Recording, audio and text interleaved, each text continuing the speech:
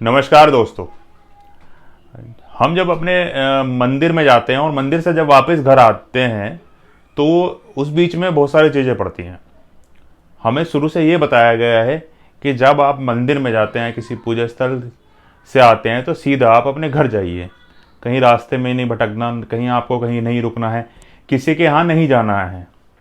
इसका कुछ आध्यात्मिक या कहें कि कुछ ऐसे कारण बताए जाते हैं कि जो आपको एक पूजा पद्धति है या जो उसका लाभ मिलना चाहिए वो आपका सीधा घर में ही जाके होना चाहिए।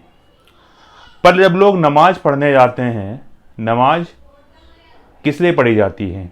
ऊपर वाला है, अल्लाह है, उसकी अनुकंपा में या कहें कि उसकी अनुकंपा पाने के लिए, उसको अपना सब कुछ मानकर सब कुछ निछावर करने के लिए, उसको सब कुछ मानकर उनका आशीर्वाद प्राप्त करने के लिए नमाज पढ़ी जाती है।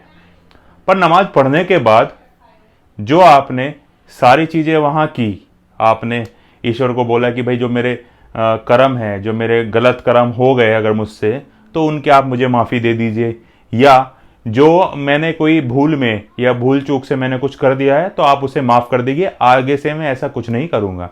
लेकिन जब आप वहाँ से बाहर निकलते हैं, बाहर निकलने के तुरंत बाद ही आपके अंदर पता नहीं कौन जहर घोल देता है, आपके अंदर पता नहीं ऐसा क्या सर्किट बिठा दिया जाता है, आपके अंदर पता नहीं ऐसा क्या एक्चुएट या ये कहीं कि ऐसे इलेक्ट्रॉन, प्रोटॉन या न्यूट्रॉन डाल दिए जाते हैं कि आप आने के बाद वहां से जब आप शांति से जाते हैं नमाज पढ़ने और जब वहां से निकलते हैं तो आपका कुछ चरित्र ही बदल जाता है या दोहरे चरित्र के हो जाते हैं। ऐसा मैं नहीं कह रहा, ऐसे हमारे समाज में जो हमारे न्यूज़ चैनल है, हमारे जितने भी सोशल मीडिया प्लेटफॉर्म है, वो सब दिखा रहे हैं जो आज हमारे देश में हो रहा है। जितनी अराजकता हमारे देश में जुमे की नमाज के बाद हो रही है। दोस्तों, मैंने कुछ दिन पहले भी एक वीडियो बनाई थी कि हमेशा ऐसा ही क्यों होता है कि जुमे की नमाज के बाद ही ये सारे प्रकरण, ये सब पत्थरबाजी, ये सब आतंक मचाना, ये सड़कों पर तोड़फोड़, ये पब्लिक प्रॉपर्टी को नुकसान पहुंचाना हमेशा जुमे की नमाज के बाद ही क्यों होता है?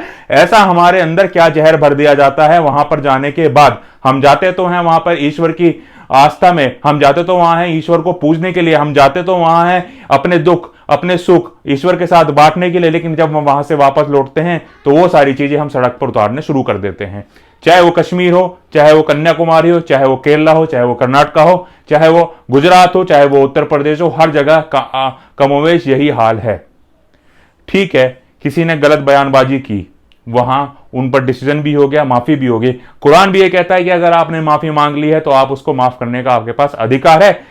आप भी वही गलती दोहरा रहे हैं तो इसका मतलब यह है कि आप कुरान की लिखी हुई बातों पर नहीं जा रहे हैं। आप जो ईश्वर ने कहा है, जो अल्लाह ने कहा है, आप वो नहीं मान रहे हैं। आप कहीं पुतला टांग रहे हैं, आप कहीं आग लगा रहे हैं, आप कहीं टायर जला रहे हैं, आप लोगों को मार रहे हैं। हर जगह यही हाल चल रहा है। तो इसका मतलब यह है कि आपने जो ईश्वर का बताया रास्ता है उसको छोड़ दिया है, आप अपने बताए हुए रास्ते पर चलना शुरू कर दे रहे हैं। ये सीधा सीधा ये दिखाता है कि कहीं ना कहीं ऐसा डर, कहें कि कहीं ना कहीं इस तरीके की चीजें महसूस है कि अगर ये ऐसा नहीं हुआ तो हम दब जाएंगे। दोस्तों, एक वाक्य मैं आपको बताता हूं कि जब आप कहीं दफ्तर में रहते हैं या कहीं आप स्कूल कॉलेज में पढ़ते हैं, तो अगर आप वहां ज्यादा इंटेलिजेंट हैं, आप ज्यादा पढ़ाई में समझदार हैं, तो आपका टीचर हमेशा आपसे घबराएगा कि ये कहीं सवाल ना कर दे, क्योंकि उसने अगर सवाल कर दिया तो टीचर को जोर देना पड़ेगा और ढंग से समझाना पड़ेगा, टीचर एलिजिबल नहीं है। यही हाल कमोवेश आपके दफ्तर में होता है कि अगर आपका जूनियर एक ज्यादा समझदार है, ज्यादा जांच परख रखता है, ज्यादा चीजें को ध्यान देता है, तो जो आपके ऊपर होगा जस्ट सीनियर, वो हमेशा आपसे इनसिक्योर ही रहेगा। कहीं ऐसा तो माहौल नहीं है कि हमने अगर नहीं प्रतिशोध किया या हमने कहीं ऐसा विरोध नहीं किया तो कहीं हमारा जो हमारी पूछ है वो जीरो हो जाए। दोस्तों, आप भी अपनी राय कमेंट सेक्शन में जरूर बताइए कि जो ये आग जो हमारे देश में लगी हुई है, जो इस तरह की घटनाएं हमारे देश में हो रही हैं, क्या ये तुरंत बंद नहीं होनी चाहिए? और इनका कारण कौन है, इनके पीछे क्या है? और जो हमारी सरकारें सो रही हैं वो किस चीज का इंतजार कर रही है, जब इन्हें पता है कि हमेशा जुमे की नमाज के बाद ऐसा कुछ संज्ञान में आया है, मोड ऑपरेंडी यानी कि मोडस है इनका, इस तरीके का चला आ रहा है 90 के दशक से, तो कम से कम इस पर तो ध्यान देना चाहिए था। आप भी अपनी राय कमेंट सेक्शन में जरूर बताइएगा कि हमारे देश के हालात ऐसे क्यों बन रहे हैं। ऐसे बदतर हालातों को सुधारने के लिए जो भी कठोर से कठोर कदम है वो सरकारों को उठाना चाहिए और समाज को उठाना चाहिए और समाज को सहभागिता से, समाज को सौहार्दपूर्ण तरीके से रहना चाहिए। धन्यवाद दोस्तों।